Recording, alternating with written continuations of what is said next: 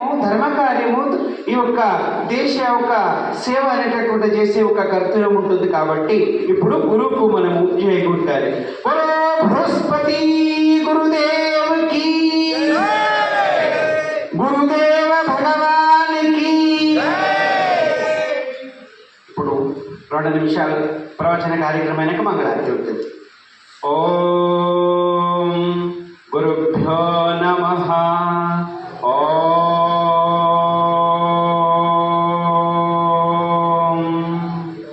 పరమాత్మనే నమః.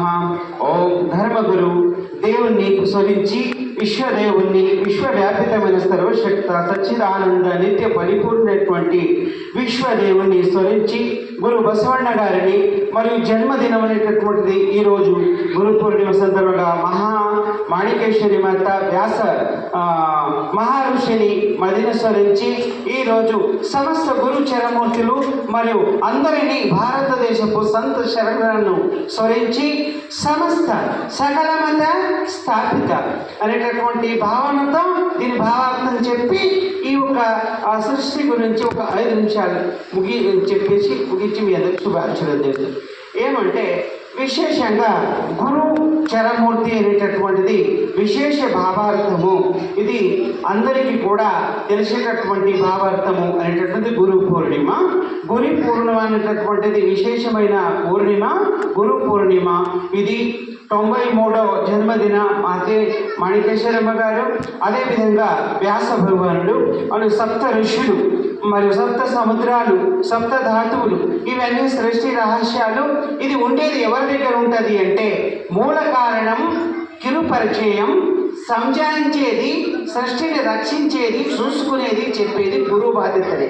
భూమి అనేటటువంటి భక్తుల హృదయం. ఈ పృథ్వీకి, మానవుడికి, జీవ జంతువులకు ఏమి అంటే ఆధారభూతం భూమి. ఆ ఆధారభూతం ఏముంటుంది? భూమి.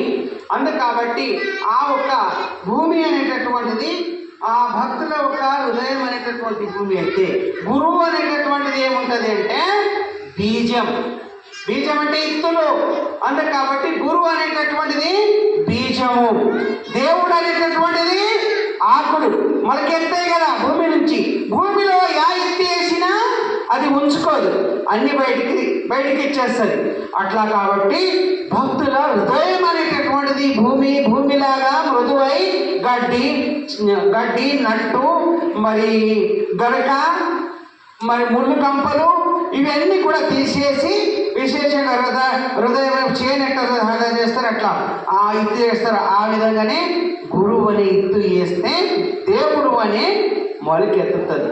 దానికి ఆచారం ఇచ్చారంటే కలుపు తీసి దానివల్ల దాన్ని సంరక్షణగా చేసి దాని పూత ఖాతాని ఆచారం ఇచ్చారం అనేటటువంటి పూత ఖాత కాస్తే పరిపక్వం అనే పండు అవుతుంది.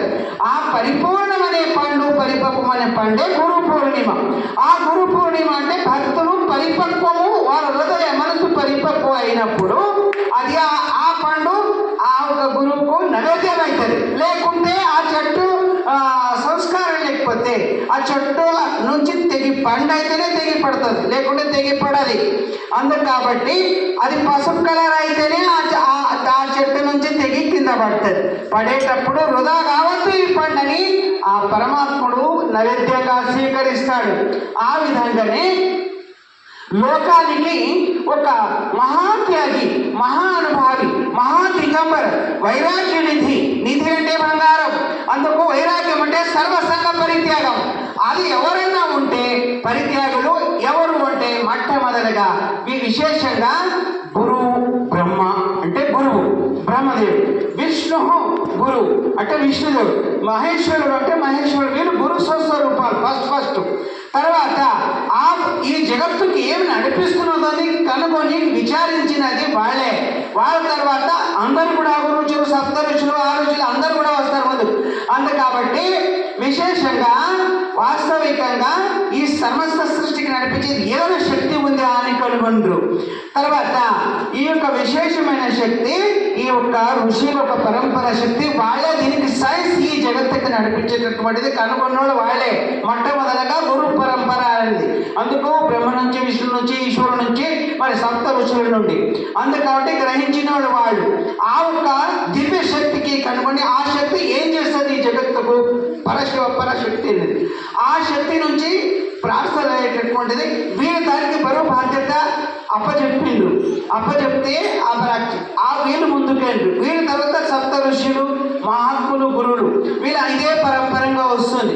వీళ్ళే మీకు ముందు కనిపిస్తారు. దేవుడు కనిపించాడు, దేవుడు ఏంటంటాడు. అందుకు మీరు ఒక పూజ చేసేటప్పుడు ఒక విషయం అడుగుతారు అందరికీ. ఏమనంటే, నీ పేరేముంది, నీ ధర్మపత్ని పేరేముంది, మీ అమ్మ పేరు, మీ నాయన పేరు, మీ గోత్రం ఏముంది అని అడుగుతారు.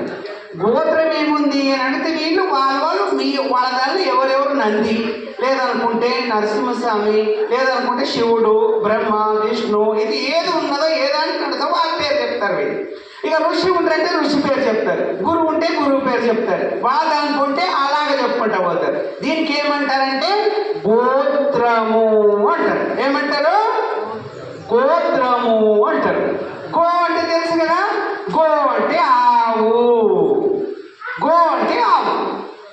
త్ర అంటే పంచభూతాలని తనలోనే తీసుకొని, పంచభూలతో తయారైంది ఆయుర్వేదులు తీసుకొని బయటికి ఇడిచి, యావది కూడా ఏ దాని కూడా కలుషితం లేనటువంటిది పంచితం. గోత్రం అంటే ఇది అయితే పరిశుద్ధమైంది. ఎవరు మన దానిలో ఊర్లలో ఒక వ్యక్తి విశేషంగా గంధంలాగా మనిషి తయారయ్యిండు అంటే ఆయన నుంచి ఆ ఊర్లలో మంచిగా అని వాళ్ళ పేరు చెప్తారు. అట్లా వాళ్ళ దానిలో ఎవరైనా ఒక్కరు మంచి శరణుడు అంటే ఆయన పేరే చెప్తారు.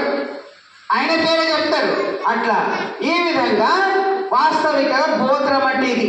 గోత్రంకు ఇంకొకటి ఉన్నది, అది అందరికీ చెప్పుకుంటారు మీరు. గోత్రం, ఈ గోత్రం, ఆ గోత్రం, నంది గోత్రం, శివ గోత్రం, అది ఆ విష్ణు గోత్రం, లక్ష్మీ గోత్రం, సరస్వతి గోత్రం, పార్వతీ గోత్రం, ఆ పర్వతరాజు గోత్రం, ఇలాంటి గోత్రాలు చెప్తారు. గోత్రంకి ఇంకొకటి ఉంది, ఏమంటే